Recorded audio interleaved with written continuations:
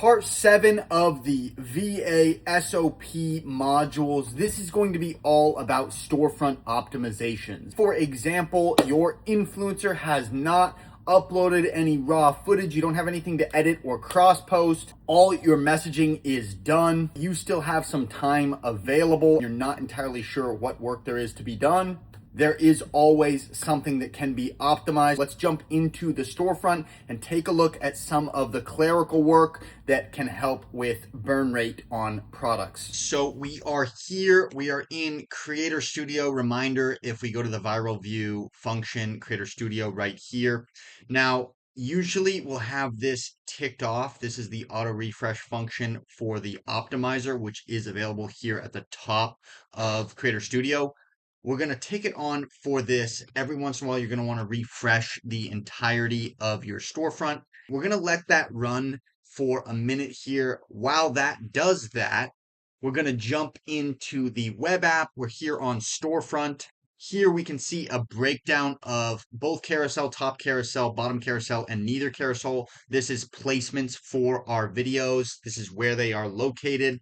Obviously, the goal is to have as many in both and top carousel as possible. If we look right here, what we see, this is all internal tracking. This doesn't actually do anything when you click this other than stay there and give you an indicator that it's completed. Each of these green checkboxes means that that product is posted on that page or platform. Obviously, right here, you see the download video and download thumbnail function. You also have the ability to filter by upload date. If your influencer has not given you any new reviews, all your videos are done. You're all caught up on cross-posting. You've already sent out all your brand messages. You still got some time to put in. You can go ahead and refresh and upload videos that have not been cross-posted. And then as you go on doing that, it will fill these boxes. You can just tick those. That way you know that they're done.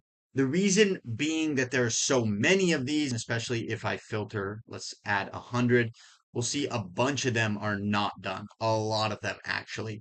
Reason being, before the cross-post function was enabled, posting on multi-platforms, 5 platforms, would take a lot of time.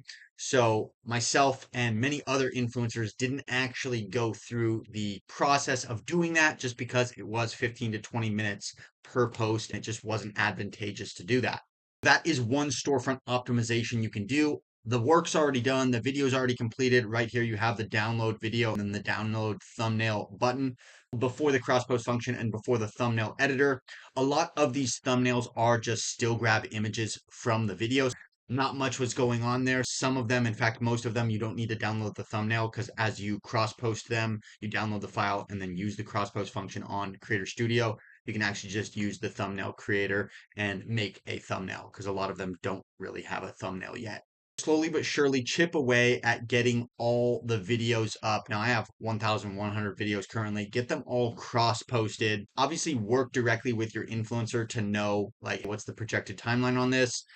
Me personally, this is sort of a subsidiary secondary thing to actually facilitating new brand deals, sending out messages and cross-posting all the new content. This isn't as high ticket priority. That's why I'm putting it last because this is sort of like I've still got some time on the clock. I'm done with all the stuff for the day. Then you can work on this.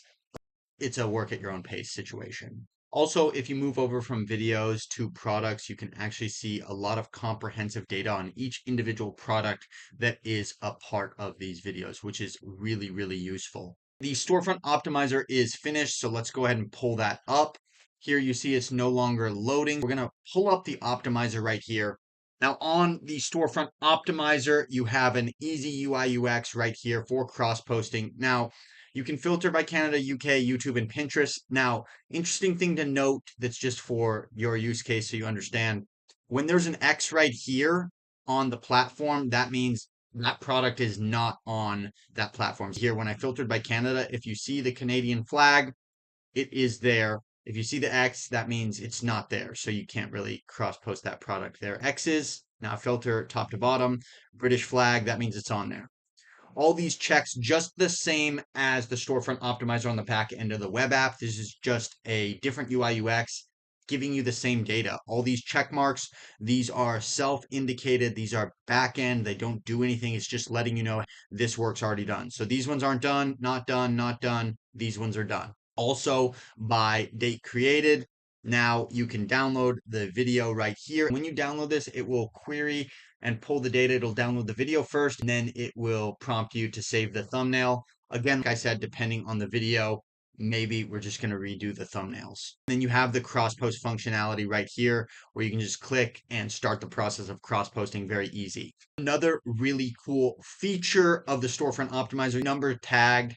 This is how many ASINs are tagged on the video. Pro tip, never exceed 4 ASINs tagged per video. If we filter from top to bottom, the most I have is 4. Never exceed 4. If we filter from bottom to top, we see a bunch of zeros. This is not good. In fact, of all the storefront optimizations, this is probably the highest ticket priority. Cross-posting and getting all the videos that are already up cross-posted everywhere is super, super important, and it's awesome. Each of these videos, for one reason or another, things outside of our control, they no longer have an ASIN attached to the video. Perhaps the brand is backordered. Perhaps they no longer sell that product. Perhaps they created a brand new product listing for the same product and just stopped supporting that product listing, the ASIN that you tagged. That's just a couple of examples. There's so many things that could happen that leads them to changing the ASIN that's outside of our control. In that case, you'll have a video that's up on a dead listing, 0 ASINs tagged. That video has now gone from generating commissions to making no money permanently. When you refresh the Storefront Optimizer and then you filter by number tag, you want to go ahead and check out each one of these. Find out what's going on. Is the product no longer sold? Are they just back ordered, which you'll be able to see in historic data, which will be pulling up the product listing and just checking out the graph of the historical data? Do they have the same product just on a new parent category and it has a brand new ASIN? Either way, whatever it may be, you're going to want to retag each of these videos by clicking into the edit and finding the new ASIN for the same product and tagging that and the parent ASIN for the new listing.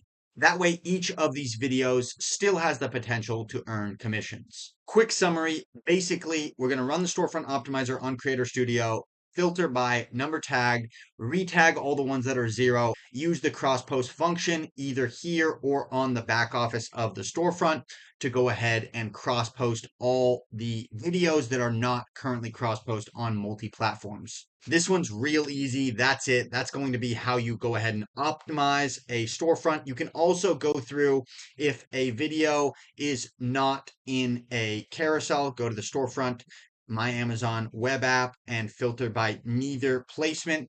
Some of these, it may be advantageous to go ahead and put a new thumbnail on them. Maybe even you look into the edit function and it doesn't have the parent ASIN tagged.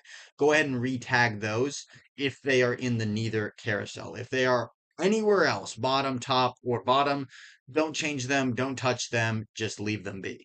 That is a quick overview of optimizing an influencer storefront. Let's jump into the next one. By the way, thank you for participating in this series. I hope this training is informative and very helpful. Let's go.